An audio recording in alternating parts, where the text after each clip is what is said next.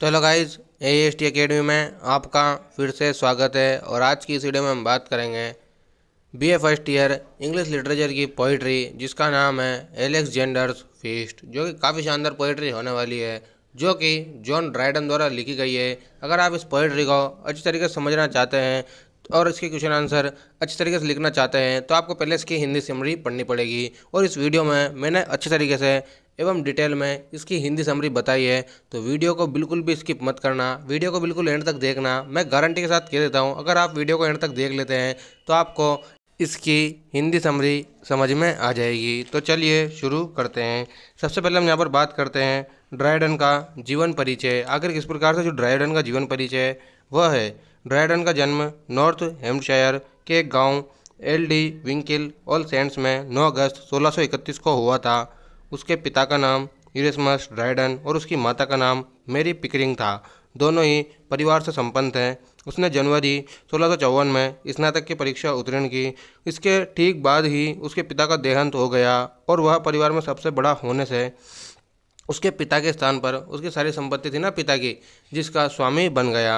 अब यहाँ पर हम बात करते हैं उसकी प्रथम कविता हीरोइक छंद थे। उसने Lord Protector his heroines all future की स्मृति में समर्पित किए थे। अब इस प्रकार से हम बात करते हैं यहाँ पर आखिर जो पोयम है एलेक्जेंडर फीस्ट, उसका परिचय किस प्रकार से है। आखिर उस पोयम के अंदर आपको क्या देखने को मिलता है। हम बात करते हैं कविता के परिचय की। सन 1683 में संत सिसिलिया दिवस 22 नवंबर मनाने हेतु गायकों की एक संस्था के संरक्षकों ने एक संगीत कार्यक्रमों का एक जो क्रम शुरू किया। इसके संरक्षक किसी कवि तथा संगीतज्ञ से इस अवसर पर गाए जाने के लिए एक ओड तैयार कराते थे, ठीक है ना। वादों तथा कोरस के साथ यह कार्यक्रम प्राय स्टेशनर हॉल में प्रस्तुत किया जाता था।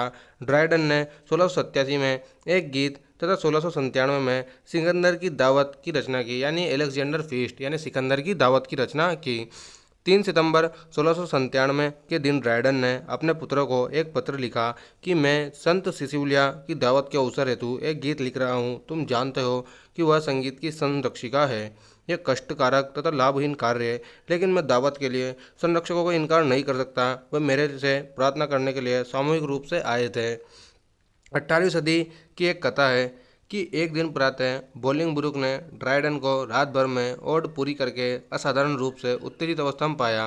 लेकिन जॉनसन का यह कथन ज़्यादा विश्वसनीय है कि उसने इस ओड को लिखने और सुधारने के लिए एक पखवाड़ा पूरा किया था। 22 नवंबर को सिकंदर की दावत जर्मी क्लार्क के संगीत के साथ प्रस्तुत किया गया और टॉनसन द्वारा प्रकाशित की गई। दिसंबर में इसे दोबारा प्रस्तुत किया गया। ड्राइडन ने टॉनसन को दिसंबर में लिखा कि मैं सबके मुंह से यह बात सुनकर प्रसन्न हूँ कि सारे नगर के लोग ओड को मेरी सारी कविताओं में सर्वश्रेष्ठ मानते हैं। जब मैंने लिखा था तब मैं यही सोचता था, लेकिन मैंने स्वयं ने वृद्ध होने से अपने निर्णय पर अविश्वास किया था। मैं आशा करता हूँ कि इस ओड ने आपकी सेवा की है और आगे भी करेगी। संगीत के जटिल मनोवैज्ञानिक प्रभाव के सिद्धांत को समझने के लिए ड्राइडन ने इस कविता में थिमोथियस और सिकंदर की परंपरा कथा के साथ सिकंदर का थाइस से प्रेम को भी जोड़ दिया है, ठीक है ना। अब हम बात करते हैं समरी ऑफ द पोयम। आखिर किस प्रकार से जो पोयम की समरी है वह होने वाली है, तो आप इसको अच्छी तरीके से सुनना। सबसे पहले हम बात करते हैं यहाँ पर जब फिलिप्स के बहादुर बेटे एलेक्जेंडर ने फारस पर विजय प्राप्त कर ली। किस पर विजय प्राप्त कर ली? पारस यानी पर्शिया पर।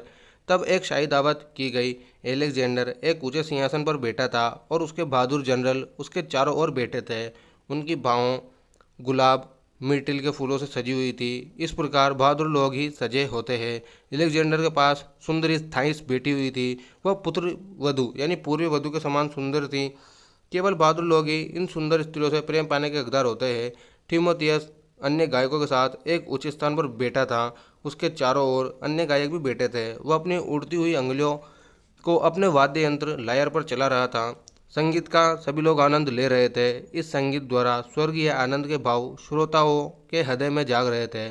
टिमोथियस ने पहले तो जुपिटर के ओलंपिया के साथ प्रेम की कहानी गाई। भीड़ ने भी उस संगीत की खूब ज़्यादा प्रशंसा करी और खूब जोर से कहा कि जो देवता है हमारे सामने सम्मुख बैठा है। यानी कि उसने इतना शानदार गाना गाया कि जो एलेक्जेंडर था और जो भीड़ थी वह सब न्यू सोच रहे थे कि जो देवता है हमारे सामने बैठा हुआ है। एलेक्जेंडर भी इस संगीत को सुनकर मुग्ध हो गया, वह अपने आप को देवता समझने लगा। यानी भीड़ किसे देवता समझ रही थी? एलेक्जेंडर को। और जो एलेक्जेंडर था वह भी स्वयं को देवता समझने लग गया। ठीक है ना। अब यहाँ पर हम बात करते हैं, उसने थिमोथियस के गाने को सुनकर सहमति में सिर हिलाया। मधुर संगीत गायकों ने बेकस प्रशंसा में गाया। बेकस शराब का देवता है। शराब जो सिपाहियों को युद्ध के दुखों के सहने के पश्चात अपार आनंद प्रदान करती है। एलेक्जेंडर को बेकस की प्रशंसा में गाए गीत से आराम मिला। वह अभिमान से भर गया। उसने सारा युद्ध अपनी कल्पना में पुनः लड़ा। उसने अपनी कल्पना में 3 बार पुनः युद्ध जीता और पुनः लड़ा, फिर जीता, फिर लड़ा, फिर जीता, फिर लड़ा। दुश्मन को हराया तथा मारे गए दुश्मनों को 3 बार पुनः मारा, पुनः मारा, पुनः मारा। यानी 3 बार मारा तो 3 बार पुनः आएगा। ठीक है ना। टिमोथियस ने एलेक्जेंडर की युद्ध के लिए महान तत्परता देखी। उसके अभिमान पर रोक लगाने के लिए तथा दया की मधुर भावना जगाने के लिए उसने अब दुख भरा गाना गाया। उसने महान डेरियस की कहानी का गीत गाया, जिसने दुर्भाग्य से उसको उच्च स्थान से नीचे गिराया। वह खून से लथपथ हो गया। अब तक सारे लोग जो उसकी दया पर आधारित थे, उसकी आवश्यकता के साथ उसके समय पर उसे छोड़कर चले गए थे। वह नीचे पृथ्वी पर नंगा पड़ा हुआ था। मृत्यु से समय उसकी आंखें बंद करने वाला कोई भी नहीं था। इस गाने ने एलेक्जेंडर के मस्तिष्क में परिवर्तन ला दिया। उसने भाग्य के फेर के बारे में सोचा तथा वह रोने लग गया। यानी कि जो जो संगीत की बात थी, यानी संगीत की जो ध्वनियाँ थी, उन पर सुनकर एलेक्जेंडर अपना जो स्वभाव है उसे बार बार चेंज कर रहा था। महान गायक मुस्कुराया तथा संगीत की शक्ति के बारे में उसने फिर विचार किया। उसने एलेक्जेंडर के हृदय में प्रेम की भावनाएं जागृत करने की कोशिश की और सोची, प्रेम तथा दया की भावनाएं आपस में निकट भावनाएं होती है। टिमोथियस ने मधुर लीडियन संगीत पैदा किया तथा एलेक्जेंडर की आत्मा को प्रेम का आनंद उठाने की ओर मोड़ा। उसने कहा कि यह मत सोचो कि संसार केवल विजय प्राप्त करने के लिए है। उसने यह भी कहा कि यह मानो यह आनंद उठाने के लिए भी है। देवताओं ने तुम्हारे आनंद के लिए तुम्हें थाइस को दिया है। यह तुम्हारे पास बेटी है। गाने से प्रेरित होकर एलेक्जेंडर प्रेम की भावनाओं से भर गया। उसने सुंदर थाइस की ओर देखा, जिसने अपने लिए उसके हृदय में प्रेम पैदा किया हो। कवि थिमोथियस को लायर वाद्य यंत्र को बजाने के लिए तथा एलेक्जेंडर को युद्ध के लिए हथियार उठाने और भयंकर योद्धा बनाने के लिए प्रेरित करने को कहता है। थिमोथियस ने भयंकर संगीत बजाना प्रारंभ कर दिया। अब वो भयंकर संगीत बजा रहा है। इसे सुनकर एलेक्जेंडर ने अपना सिर उठाया।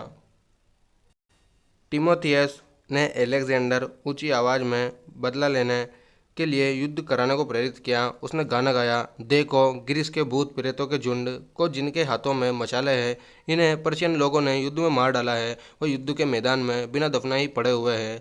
राजा ने एक जलती हुई मशाल उठाई और पर्शिया के महलों को जला डालने को उत्साहित हुआ। महलों का रास्ता थाइस ने दिखाया। इस प्रकार थाइस पर्शिया के विनाश का कारण बनी, मानो वह दूसरी हेलन हो और पर्शिया दूसरा ट्रॉय हो। इस प्रकार बेलों तथा ऑर्गन वाद्य यंत्रों के आविष्कार से पहले टिमोथियस अपने संगीत द्वारा मानव देह में क्रोध के भाव भर सकता था तथा दया एवं प्रेम के भावों को पैदा कर सकता था। जिस प्रकार तो उसने एलेक्जेंडर के हृदय में जिस प्रकार के भाव पैदा किए, ठीक है ना। अंत में सेसिलिया आई। अब सेसिलिया आई वहाँ पर सिसिलिया, उसने वोकल प्रेम का आविष्कार किया। उसने उस समय तक संगीत का जो सीमित दायरा था उसने उसे विस्तृत किया। उसने गंभीर संगीत को अधिक विस्तार किया। वह संगीत की प्रतिभा से संबंध थी।